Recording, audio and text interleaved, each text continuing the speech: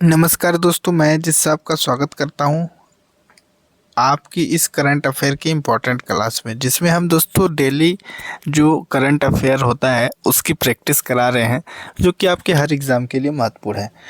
तो आज भी हम आपको कुछ इम्पोर्टेंट करंट अफेयर के क्वेश्चंस लेके आ चुके हैं। तो चलिए वीडियो को शुरू करते हैं और पहला क्वेश्चन देखते हैं। तो पहला क्वेश्चन है दोस्तों, विश्व युद्ध अनाथ दिवस किस तिथि को मनाया जाता है?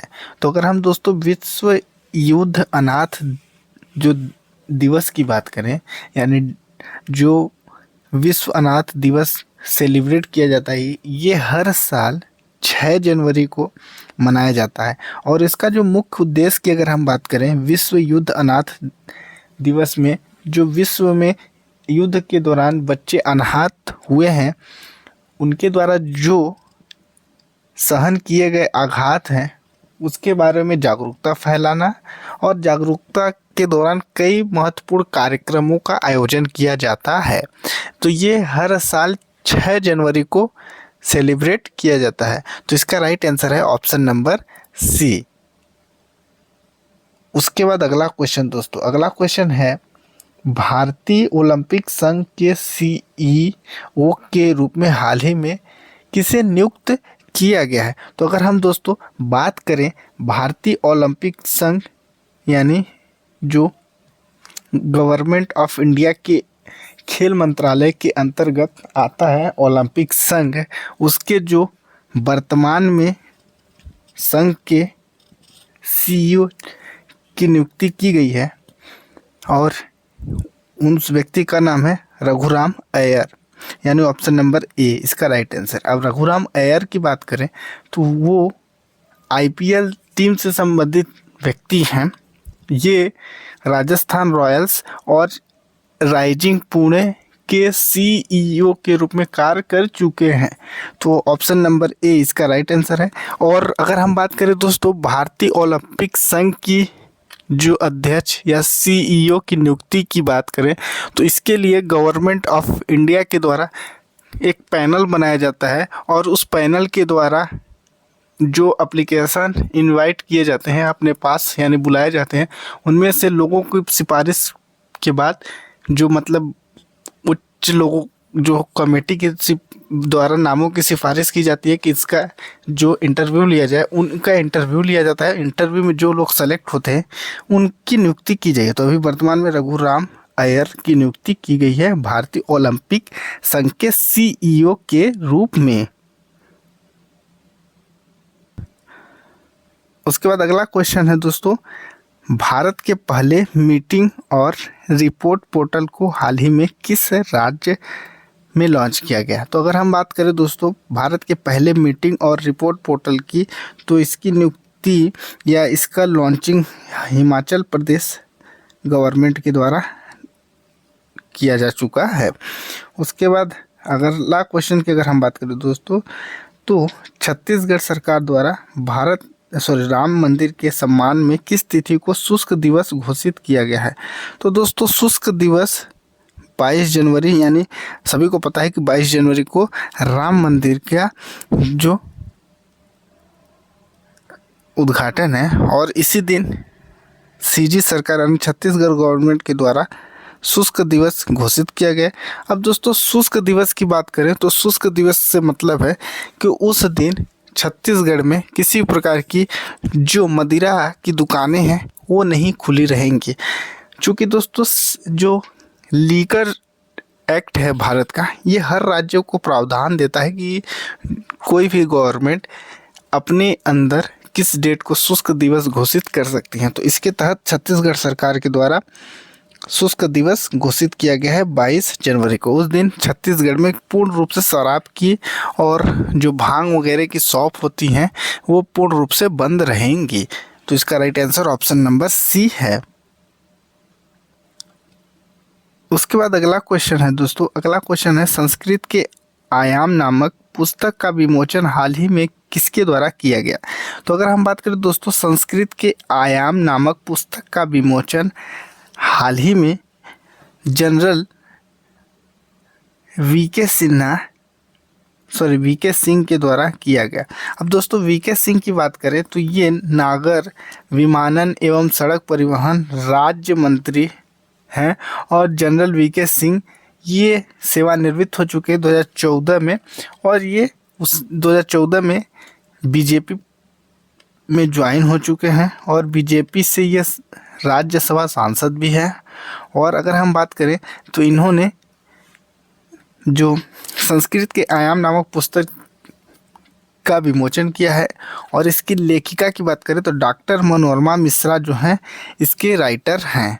तो ऑप्शन नंबर ए इसका राइट आंसर है। वीके सिंह के द्वारा संस्कृत के आयाम नामक पुस्तक का विमोचन किया गया है। इसकी राइटर की बात करें तो डॉक्टर मनोरमा सिंह इसकी राइटर हैं। और द्रौपदी मुर्मू जी की बात करें तो ये भारत की राष्ट्रपति हैं, और नरेंद्र मोदी जी की बात करें तो ये प्रधानमंत्री हैं।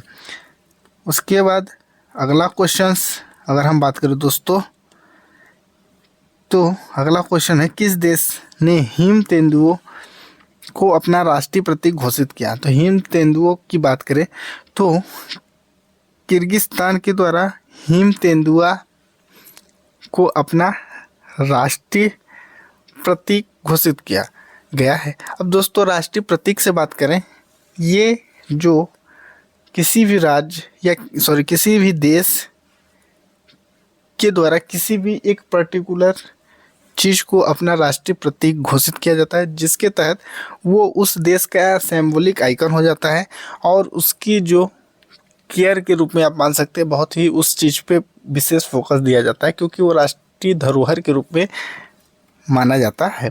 तो राइट आंसर है ऑप्शन नंबर ए, किर्गिस्तान के द्वारा हिम तेंदुआ या तेंदुओं को राष्ट्रीय जो प्रतीक चिन्ह के रूप में घोषित किया गया है। उसके बाद अगला क्वेश्चन है दोस्तों, गोल्डन ग्लोब अवार्ड 2024 में किस फिल्म को सर्वश्रेष्ठ पिक्चर ड्रामा का पुरस्कार प्रदान किया गया है। तो इस क्वेश्चन का राइट आंसर की अगर हम बात करें तो ऑप्शन नंबर ए इसका राइट आंसर है। ओपेनहाइमर जो फिल्म है उसको सर्वश्रेष्ठ पिक्चर ड्रामा का पुरस्कार प्रदान किया गया है। तो ऑप्शन नंबर ए इस क्वेश्चन का राइट आंसर है। उसके बाद अगला क्वेश्चन, 10वें वाइब्रेंट गुजरात समिट में किस देश के प्रधानमंत्री मुख्य अतिथि के रूप में भाग लेंगे। तो इस क्वेश्चन का राइट आंसर है चेक गणराज्य की जो सीएम है, प्रधानमंत्री हैं, प्राइम मिनिस्टर हैं, वो 10वें वाइब्रेंट गुजरात समिट में पार्टिसिपेट करेंगे जो कि मुख्य अतिथि के रूप में होंगे। उसके बाद अगला क्वेश्चंस, बांग्लादेश के प्रधानमंत्री के रूप में शेख हसीना को कौन से कार्यकाल के लिए चुना गया है। तो शेख हसीना की बात करें तो शेख हसीना बांग्लादेश की पीएम है और अभी हाल ही में जो चुनाव हुए थे और जो रिज़ल्ट अभी संडे को आया है उसमें शेख हसीना पाँचवीं बार बांग्लादेश की प्राइम मिनिस्टर बनी है। तो लगभग उनका 5वां टर्म है, लगातार कंटिन्यू वो 5 बार बांग्लादेश की पीएम बनी है। उसके बाद दोस्तों अगला क्वेश्चंस, किसानों के लिए तुअर दाल खरीद पोर्टल ई समृद्ध हाल ही में किसके द्वारा लॉन्च किया गया है। तो इसका राइट आंसर की अगर हम बात करें तो अमित शाह जी के द्वारा, जो कि सहकारिता मंत्री, इंडियन होम मिनिस्टर हैं, उनके द्वारा इस पोर्टल की शुरुआत की गई है, लॉन्च की गई है। अब इसमें इस पोर्टल की मुख्य उद्देश्य की बात करें तो किसान अपना जो दाल है उसको ले आकर डायरेक्ट मंडी में सेल करेंगे, तो जो उसका भाव होगा उस भाव के हिसाब से भारत सरकार किसानों के अकाउंट में जो पेमेंट पहले मैनुअली लेना पड़ता था वो डायरेक्ट पेमेंट भारत सरकार उनके बैंक अकाउंट में ट्रांसफ़र करेगी। आप दाल कहीं पे भी बेचिए मंडी में, उसका जो पेमेंट है अब डायरेक्ट सरकार आपके बैंक अकाउंट में करेगी। तो इसका राइट आंसर है ऑप्शन नंबर ए। अब दोस्तों Narendra Modi ji Indian prime minister, Draupadi Murmu Indian जो प्रेसिडेंट हैं, और जगदीप धनखड़ जी की बात करो तो ये इंडियन उपराष्ट्रपति हैं और Amit Shah Indian home minister हैं। उसके बाद अगला क्वेश्चन है, भारत के सबसे उम्र दराज स्थल भालू का हाल ही में देहांत हो गया, उसका क्या नाम था? तो अगर हम बात करें दोस्तों तो उस भालू का नाम बबलू था। तो ऑप्शन नंबर सी इसका राइट आंसर है। उसके बाद दोस्तों अगला क्वेश्चन, हाल ही में भारतीय राष्ट्रीय सहकारी डेयरी महासंघ का मुख्यालय की आधारशिला कहाँ रखी गई है? तो इस क्वेश्चन का right answer option number D, Gujarat में ये ऑफिस बन रहा है। तो इसका राइट आंसर है ऑप्शन नंबर डी, गुजरात के आनंद शहर में ये ऑफिस बनेगी। उसके बाद अगला क्वेश्चन, हाल ही में पीएम विश्वकर्मा योजना लागू करने वाला केंद्र शासित प्रदेश कौन सा बना है? तो अगर हम बात करें दोस्तों, पीएम मोदी जी के द्वारा जो